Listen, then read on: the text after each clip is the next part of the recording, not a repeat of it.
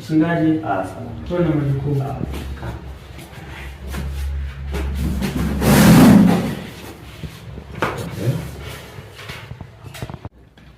Unasumbuliwa na tatizo gani? Mimi dokta, matatizo moja alafu limekuwa sugu kabisa. Sawa. Tena limekuwa kubwa sana.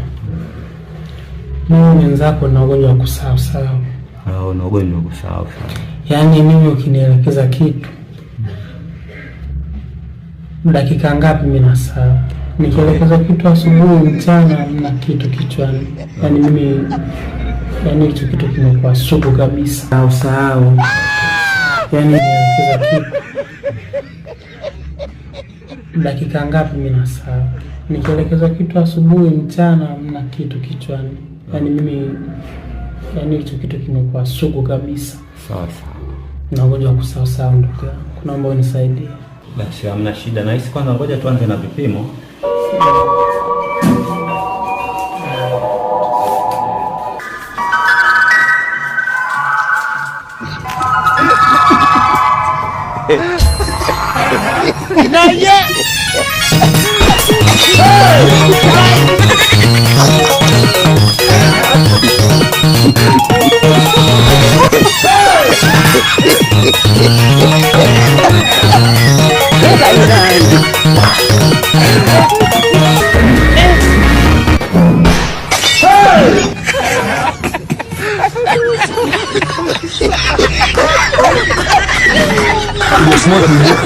God have mercy upon us.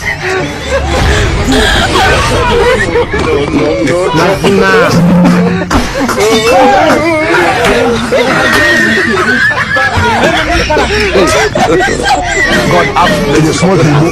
God have mercy upon us.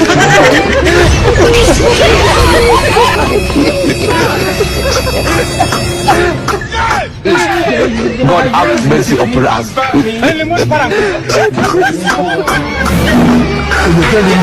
Sasa nimeshakupatia vipimo. Hali ya joto ipo kawaida, ila sasa nabidi twende kwenye kutibu tatizo. Sasa nilikuwa nataka kujua tatizo limekuanza lini? Nini hiyo? Sijakuelewa.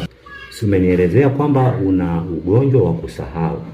Sasa kama una ugonjwa wa kusahau, vizuri ningetaka kujua tatizo limekuanza lini? Nini hiyo? Si chochote, kwanza nimefikaje? Nimeshasahau. Si umenielezea kwamba una ugonjwa wa kusahau.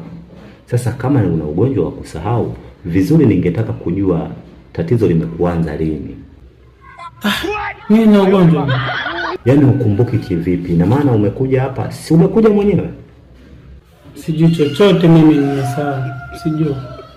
Sasa hujui vipi? Nataka kujua ili nijue chanzo, ili niweze kujua ni kitu gani naweza nikakupatia au ni dawa gani naweza kukusaidia kwenye hili tatizo lilokuwa nalo. Nimekuanza. Sasa kanileta nani hapa? Wewe unasemaje? Sasa huyu hapa kumbuki nani kamleta. Wewe kupinga namna hiyo. Ninashindwa kuelewa. Hivi utakumbuka anapotoka kweli? Ninashindwa kuelewa.